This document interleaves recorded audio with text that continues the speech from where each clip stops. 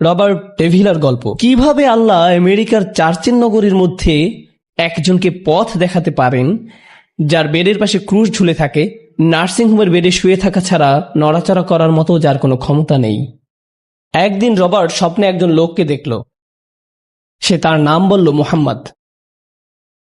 লোকটি আঙুল দিয়ে ক্রুশটি দেখিয়ে রবার্টকে বললেন, আল্লাহ এই জন্য তার নবীদের পাঠাননি যেন মানুষ তাদের উপাসনা করে, বরং আল্লাহ নবীদের পাঠিয়েছেন যাতে মানুষ আল্লাহর উপাসনা করে। আর ঈসা হচ্ছেন কেবলমাত্র একজন মানুষ। তিনি বাজারেও যেতেন, খাবারও খেতেন। তিনি বাজারেও যেতেন, খাবারও খেতেন। যখন কেউ আল্লাহর দিকে ফিরে আসে, সাহায্য নিয়ে ভাববেন না। আল্লাহ সাহায্য আসবেই, পথ নির্দেশনা আসবেই। রবার্ট ডেভিলার গল্প। আপনারা জানেন সে কে? জানেন না? কারণ আমি জানি। 3 মাস আগে আমি ফোর্ট ওয়ার্থে খুতবা দিয়েছিলাম।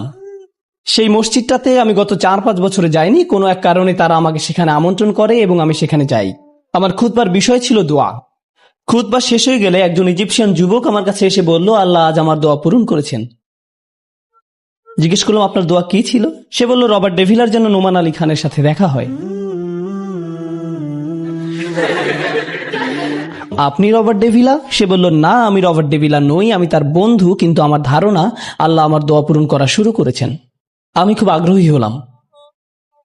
রবার্ট ডেভিলা যেখানে থাকে সেখান থেকে ফোর্ট ওয়ার্থের দূরত্ব 40 মিনিটের পথ। সে একসময় কৃষিকাজ করত।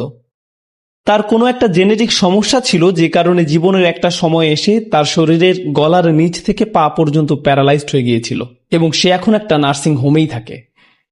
বেশিরভাগ রোগী সেখানে 90 কিংবা 100 বছরের বৃদ্ধ।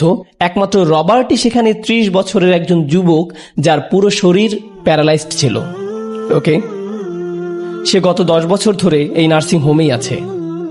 তার পরিবার তার জন্য একটা বিশেষ ধরনের ভয়েস কমান্ড কম্পিউটারের ব্যবস্থা করে দিয়েছিল, যেটা দিয়ে সে তার কণ্ঠ দিয়ে ইন্টারনেট ব্যবহার করে পৃথিবীর খোঁজ খবর রাখতে পারত। তার রুমে প্রতি সপ্তাহে খ্রিস্টান পাদ্রীরা সাপ্তাহিক প্রার্থনার জন্য আসতো। আর তার সবচেয়ে কাছের বন্ধু ছিল তার পাশের খাটেই। সেও প্যারালাইজড ছিল এবং তার একটা লিভারের প্রয়োজন ছিল। তারা দুই বন্ধু সবসময় স্রষ্টা, জীবন ইত্যাদি নানা রকম বিষয় নিয়ে কথা বলতো। তারা খুবই ভালো বন্ধু ছিল। একদিন রবার্টের বন্ধু খবর পেল যে তার জন্য একজন লিভার ডোনার পাওয়া গেছে। সে খুবই খুশি হয়ে উঠল। সে রবার্টকে বলল, রবার্ট, আমি একজন ডোনার পেয়েছি, আমাকে যেতে হবে। আমি তোমাকে খুবই মিস করব, কিন্তু আমাকে যেতে হবে। রবার্টের বন্ধু চলে যায়। সে আসলেই চলে যায়। অপারেশন টেবিলে লিভার ট্রান্সপ্লান্টের সময় সে মারা যায়। রবার্টের এই বন্ধুটিও খ্রিস্টান ছিল। তার গলায় একটা ক্রুশ ঝুলত সবসময়। তার বোন সেই ক্রুশটা স্মৃতিচিহ্ন হিসাবে রবার্টকে দিয়ে যায়। ক্রুশটা রবার্টের বিছানার পাশেই ঝুলত। সেটা তার বন্ধুর স্মৃতি ছিল। রবার্ট খুব সাধারণ এবং সাদাসিধা জীবনযাপন করত। সে নার্সিং হোমেই থাকতো, নার্সরা তার দেখাশোনা করত। একদিন রবার্ট স্বপ্নে একজন লোককে দেখল। সে তার নাম বলল মুহাম্মদ।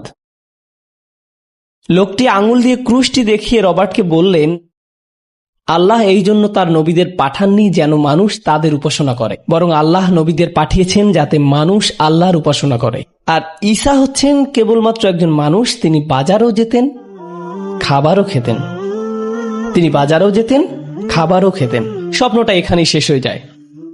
রবার্ট শুধুমাত্র ঈসা আলাইহিসসালাম নামে একজনকে জানত।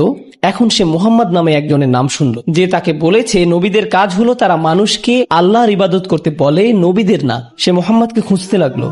সে ইসলামকে খুঁজে পেল। সে ঈমান আনলো।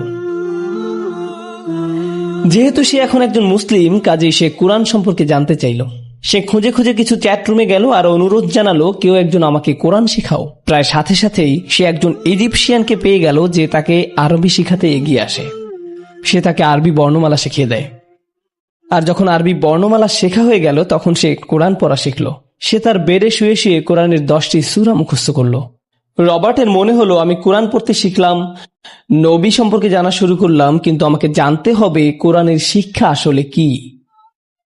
সুতরাং সে খুঁজতে লাগলো কিভাবে কোরআন বোঝা যায়